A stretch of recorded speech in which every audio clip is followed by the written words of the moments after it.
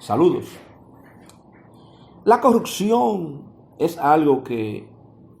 impacta todos los sectores de una sociedad. Y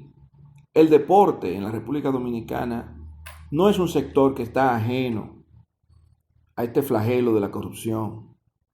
que no solamente es corrupción administrativa, es corrupción en muchos otros órdenes. Vamos a comenzar a hablar un poco en el día de hoy, en este primer segmento, de algunos aspectos que tienen que ver con la corrupción. La gente tiene la creencia, y ciertamente la razón, que cuando se habla de corrupción, siempre se habla del manejo de recursos. Yo creo que en ese sentido, el deporte ha ido aprendiendo sobre la marcha, porque los ministros de deporte, que han sido los que han manejado siempre los recursos que se manejan en el deporte y también que se asignan al deporte federado, pues han estado exigiendo mayor transparencia en el uso de los fondos. En la pasada gestión del pasado ministro se comenzó con esta práctica de exigir rendición de cuentas. Y lo que se hizo desde el año 2002 hasta la pasada gestión y el inicio de la gestión del actual ministro, era que las federaciones recibían una cantidad de dinero y ellos solamente tenían que reportar los gastos, los recibos que ellos utilizaban. Luego se quiso que todo esto fuese acompañado de un presupuesto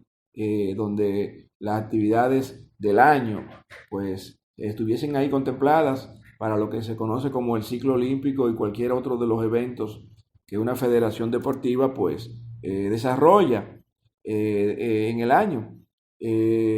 También hubiese sido ideal que muchas federaciones hubiesen hecho su plan estratégico y su plan operativo, pero muy pocas federaciones se han envuelto en ese proceso, en este lapso de tiempo.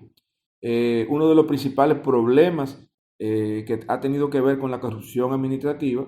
ha sido precisamente el manejo administrativo exprofeso, como se cree o se dice, que trae como consecuencia la falta de transparencia y la falta de sistemas auditables. Un sistema es auditable cuando todos los procedimientos que tienen que ver con las transacciones que se realizan en una entidad pues pueden ser revisados posteriormente y cualquier error puede ser corregido.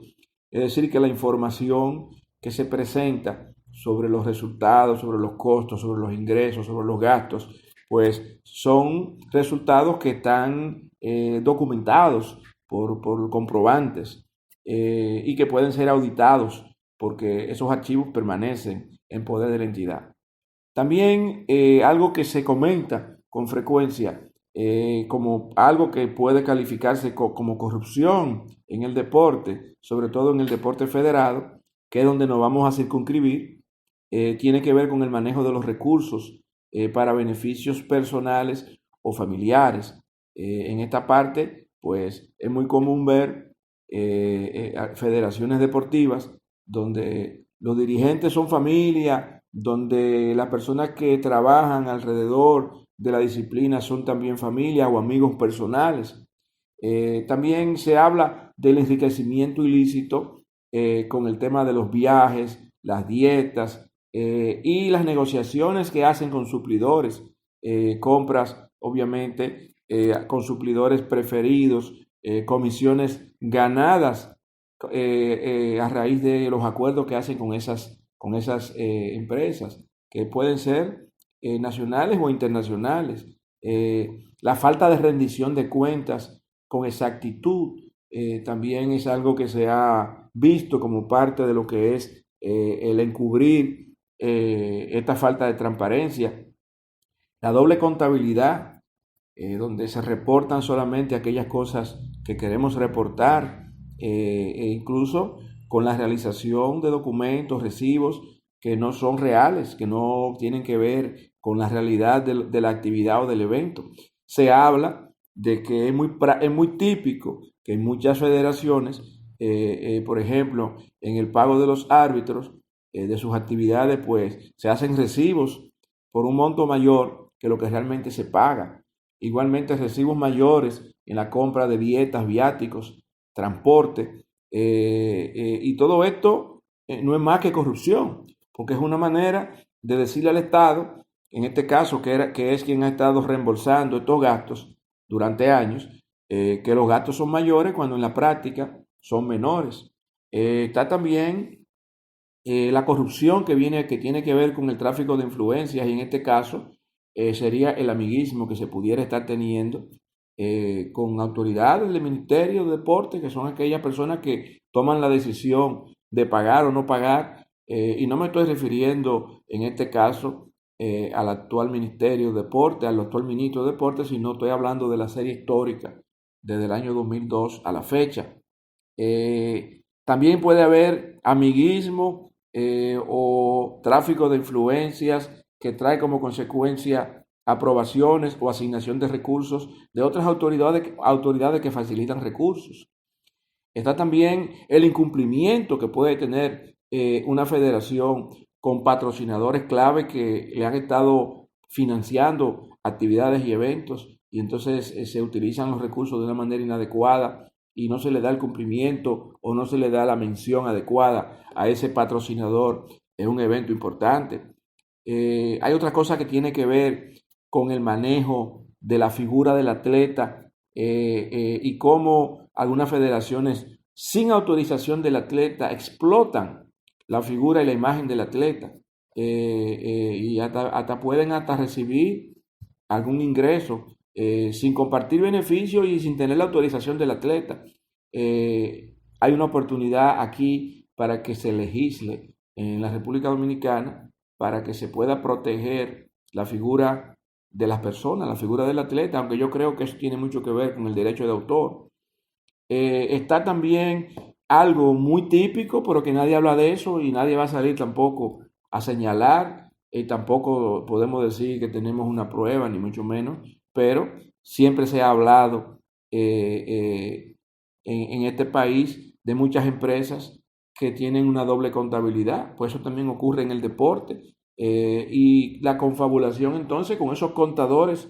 que hacen ese trabajo para arreglar las cifras y cuadrar los recibos y cuadrar los reportes para que todo esté bien, de manera que cuando se haga la solicitud de reembolso a la fuente de financiamiento, pues esta responda de una manera positiva sin ningún tipo de cuestionamiento. Por otro lado, existen aspectos que tienen que ver con la corrupción y los derechos de transmisión que puede tener una disciplina deportiva cuando se trata de eventos internacionales que son transmitidos por radio, televisión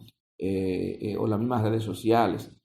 A veces se hacen acuerdos que no se cumplen,